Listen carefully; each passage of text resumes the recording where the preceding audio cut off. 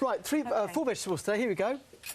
So we've got parsnips, there's the Brussels, roasted carrots, which I love, roast potatoes at the back, roasted parsnips, and a bit of red cabbage. Oh, I love red cabbage. I love red cabbage. I love it. And the cabbage, the Brussels, could all be cooked the day before, warm it up in the microwave. I love microwaves. A lot of chefs don't use them. I think they're brilliant. Marco Pio once made a fish tureen, and he sliced it and put it in the microwave, warmed it up, and suddenly everyone could use microwaves because it was cool. That time you couldn't do it, you know.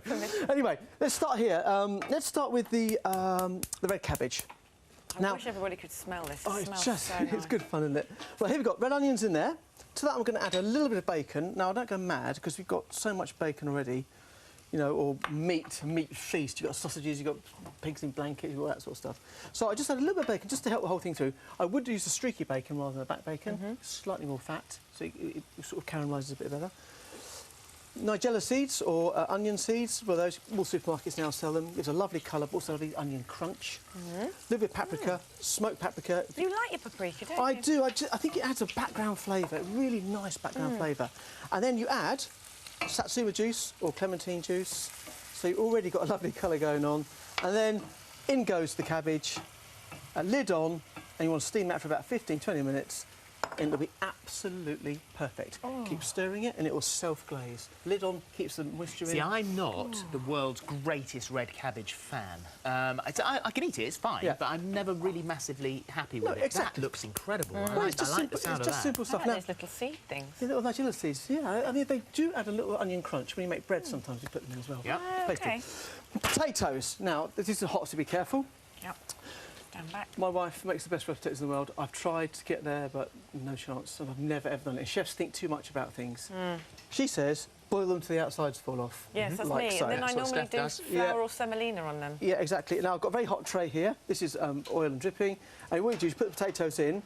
OK, be very careful because it is quite hot. Now, the secret is, in the hot fat, a little bit of salt, in the oven for 1 hour.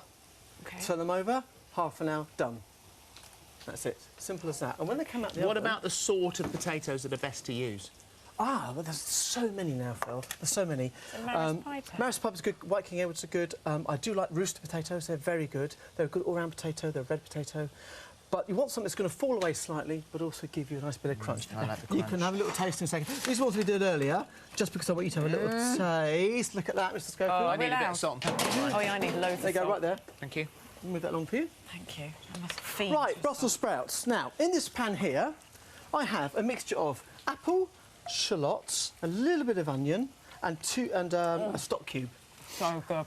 What you do is you add cider, dry cider to the onions and apple, cook that down, blanch your sprouts. Now, there's no need to cross the bottoms. Makes absolutely no difference whatsoever. Really? I saw a scientific study on it. That's just Good. rubbish I read. Yeah, my nan's watching. She spends hours doing that. Now, I love my sprouts slightly overcooked. Reduce that right down and just coat them in the apple and cider, and you get a beautiful, beautiful glaze. These can be done the day before. Now, Philip, that's for you, Philip, because I know that you like your sprouts I slightly mean, I can eat undercooked. many ways. I'm not, you know, I'm not Well, choosy. These Not roast choosy. potatoes are Are they delicious? just to die for. Okay, so, but the point being is, cook the sprouts beforehand and just gently cook them down. And if you want to cook them the day before, you can. Again, put in the microwave and they'll be absolutely fine. Do you have got a knife and fork there? There you go, then. There you are. So it's cider. All it is cider and stock. Oh, I like that. An That's apple. give it a little bit of a zing to them. It does, it does. Carrots. Now, I've blanched carrots already. Yeah, careful. Blanched For the carrots. first time ever, my mouth is actually shut. I'm not speaking. Lovely. The thing to remember about the carrots and also the parsnips are, you can roast them in the same tray. And it works perfectly well. I put them both in the pan, bring them to the boil, take them off, and it cuts the cooking time down by about 15 minutes because when you roast in the oven. But you don't get that hard, dry outside to a parsnip when you blanch them. So just clearing that up, you boil them first. Blanch them. Cold Blanch water them. up, take them off. And it just gets the process going. Okay. And there's nothing worse than sometimes when you get a parsnip which has been cut and roasted, it's very dry. That stops them going dry. So as soon as you blanch them, you take them out, then they go in the roasting tin in the oven. You roast it and you cook them all in the same place. Now, there you go. There's your parsnips, Philip. And what I'm going to do also is... Is that hot, darling? Use the fork. You just want to come out the oven. Well, I know. I'm on the telly. I'm supposed to burn you on the telly. Right. Quick, Dr. Christie. Right. burnt. Carrots quickly here.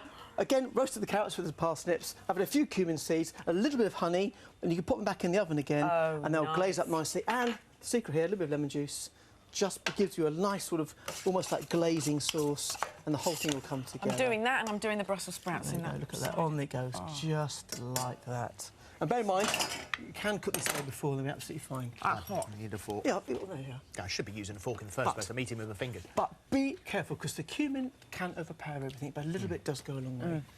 That's really delicious. nice. What's it, Amanda? All right. Absolutely gorgeous. My favourite thing of all of the sprouts, I have to say. Ah, see, they're overcooked, they're undercooked. See? There's nothing there I don't adore. Top man. Now, tomorrow, 2 puddings, alternative puddings. We've got 3 really strong table ideas. The first one here is very sophisticated, so this is very on-trend, black and gold. So we start, if you're looking for new china, this is wonderful.